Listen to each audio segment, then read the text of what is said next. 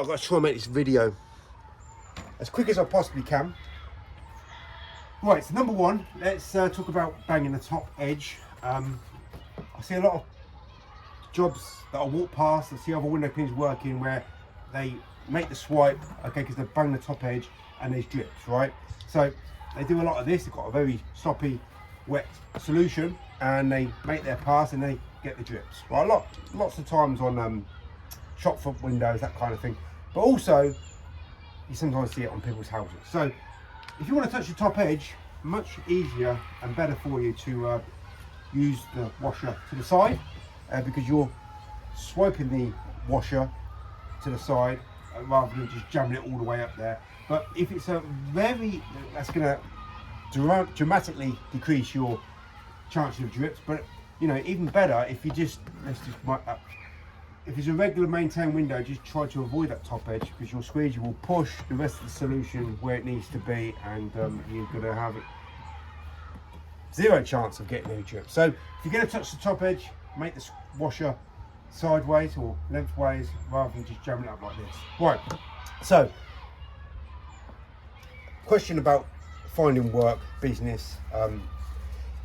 So with window cleaning, I found it's all about the right time, the right place, meet the right person to land the job. There ain't really anything to learn. It's just being in the right place at the right time. It's, you know, it's basically pot luck. Now I could throw out a load of leaflets. I don't do any advertising, by the way, right? So I could go to an area, put a load of leaflets out, right, and pick up 10 or so jobs. But that doesn't mean I'm going to pick up the customer that I desire. There's going to be a problem with those customers. So I look for the age, the areas that I'm going to work in, the type of job that I'm going for. I don't just do willy-nilly. I don't do any advertising willy-nilly. So no Facebook advertising, no website, no clothes with telephone numbers on. No telephone numbers on my van, but it does say the name of the company and with a logo and window cleaning, but there's no contact details. The reason is because I don't want to blanket advertise. I want to, just like my squeegee action, I want to be precise and accurate. I want to hit the type of customer that I'm going for exact. I've got a type of clientele that I look for. That means I don't want to be dealing with younger people or people with families with busy lifestyles, maybe a limited income, and you text them to open up the gate for the next day and they forget to open up the gate. So that's not a client that I want, right? And ideally I would like to get like a BMW garage or a nice car showroom, but more than likely that potential client has already got a window cleaner. So if I go in there and say, well, your window cleaner don't look that, he's doing a good job, and that's exactly what happened. I'll talk about that in a second. I know I can do a better job than most of these window cleaners, so I could blanket and get these as many customers as possible, but that's not the clientele that I want.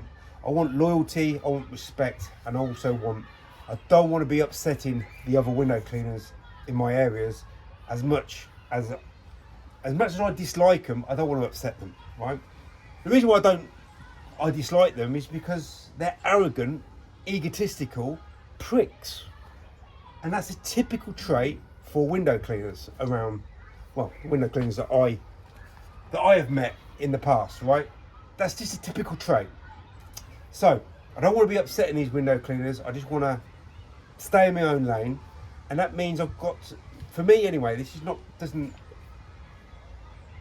appeal to most other window cleaners. They just want to get as many window cleaning customers as they possibly can and try and earn as much money as they possibly can. So I'm all for that, but I don't want customers that's going to give me an aggravation, or I've got excess issues if I do land a job because the other window cleaner, I've just put the other window cleaner out of a job.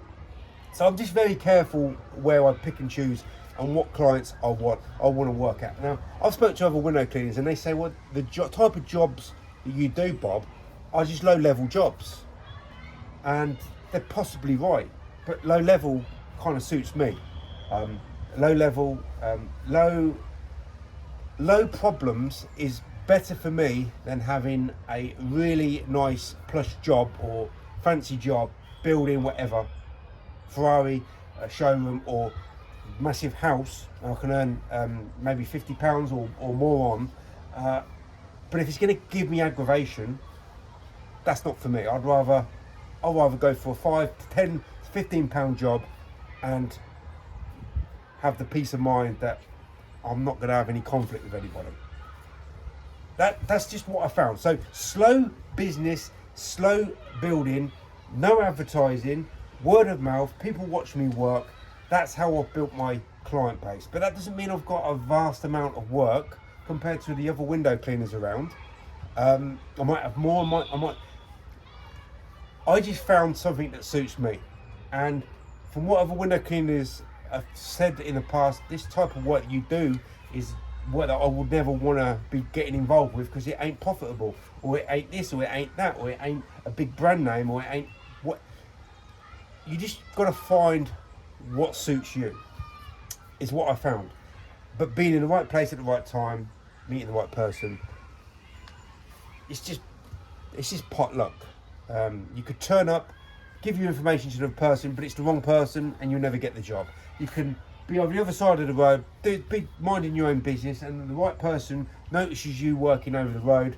But that's what I rely on. I don't rely on marketing or anything like that. And the reason is I don't want my details to be advertised all over the place, because I don't want to be driving through an area where they see my telephone number on my side of my van, which I don't have. But I have had in the past, they look at the number and they give me a call. It's an area that I don't want to work in, or it's an area that I'm going to have a problem with because I know there's a window cleaner that is potentially going to give me aggravation. So this is an example of what happened to me, which made me learn maybe I should just stick to what I'm comfortable at doing. So we went to the BMW garage. It was a beautiful job it's a beautiful job because it looked really fun to do. So if I look at a building and think, I'd love to do that building, just because it's enticing me to clean the windows. Pole, squeegee, poles and blades, beautiful. It's like my cup of tea. I went in this building and I immediately knew that the window cleaner, they had a window cleaner, because the state of the windows looked terrible.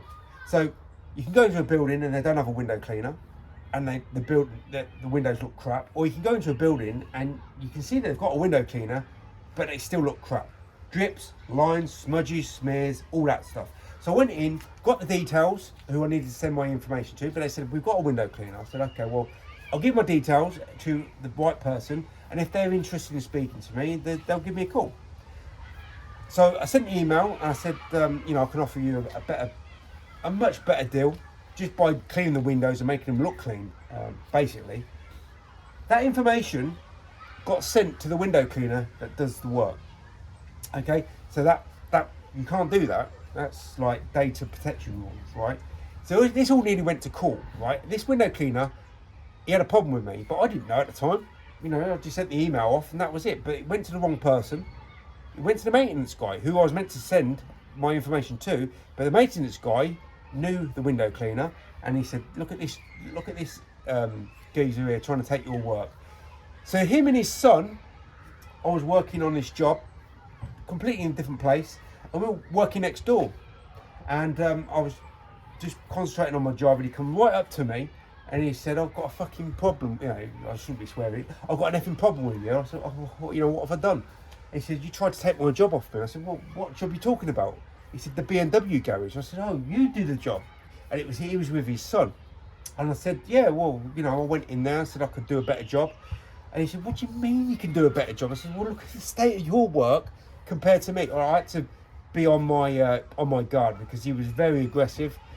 Anyway, I said, look, all I did was I went in there, said I could do a better job. I've got better skills, better everything in terms of doing the job. You might be a bigger, better company than me overall, but doing the job, look at the state of your work, look at the state of my work, it's chalk and cheese. All I went in to see if they wanted a better quality job done.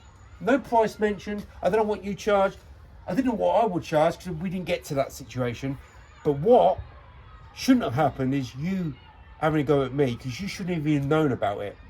So now I've got a problem, not only with you and your son, but with the BMW garage. So I spoke to the BMW garage and it nearly all went to court. And I said, look, at the end of the day, all I did was went in there and asked if you wanted a better service done. That's the only thing that I did, and that's not wrong. But that was a lesson learned. Do I really want to go into a building and try to take someone else's work off them? As desirable as it looks to do and be able to do, I thought to myself, there was a lesson learned that day. Maybe I should just stick to my own lane. So I found this niche market. It's bottom of the barrel type work, but it gives me the less aggravation, and I'm more than likely going to get paid. Might not be a big pay, but it's more than likely I'm going to get paid. Don't have to wait, a load of time. Some of these jobs that I've done and still do, which I shouldn't be doing, is waiting months and months to get paid because they're businesses. So local businesses for me is the best.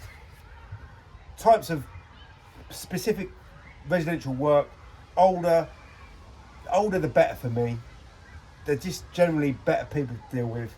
Normally it's easy work, don't really need the ladder because most of the time they live in one-story ground level buildings.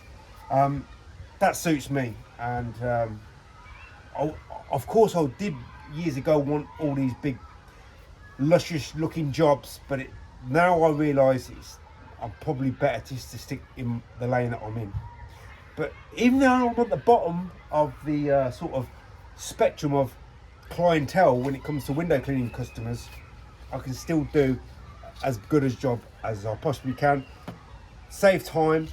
At the end of the day, right, what I found in being a window cleaner, I've tried to do forex trading, done stock market trading before that, pretty much failed at everything I did. What I found with window cleaning is, if I'm in the right place at the right time and I meet the right person, I'm highly likely to get that job. But it's pure chance. And because I don't spread myself out and advertise here, there and everywhere, I ain't going to pick up a great deal of work. But hopefully the work that I do pick up are more targeted, more specific, better for me. So I'd rather have less work, but clients that I can deal well with and obviously get paid, and have a face-to-face interaction with them most of the time, rather than getting loads of work and not really deal with the right person and basically just chasing my own tail, going around in circles. So if that's any business advice, any use to you, then take it. You might even do it. This is just the way that I've found things work for me. And you'll never see me make a video saying I'm going to earn £100 in an hour, or I'm going to earn £500 in a day, because that just don't happen for me. But it does happen for a lot of other window cleaners. It just don't happen to me. And as I said, my clientele, I've been told, is low grade. So if it's low grade, then that's the niche that I'm in. And when I've tried to go up a level, I tend to not get anywhere anyway. When I try to go to these big places, these big mansions and stuff like that, or just a respectable 5-bedroom houses, I don't get the prices that I would like to get anyway. So I found a level that I'm happy staying in, and I stick there. And you'll probably find the same. You'll find a level that you're happy dealing with, and you just let the work as and when come to you. Because the last thing I want to do is upset another window cleaner. Not because I'm frightened, or I just don't want to be looking over my shoulder every half an hour. I just want to concentrate on my work and try not to interrupt and disturb people. Basically, avoid everybody that I need to avoid, get the work done, go home, and enjoy the rest of the day.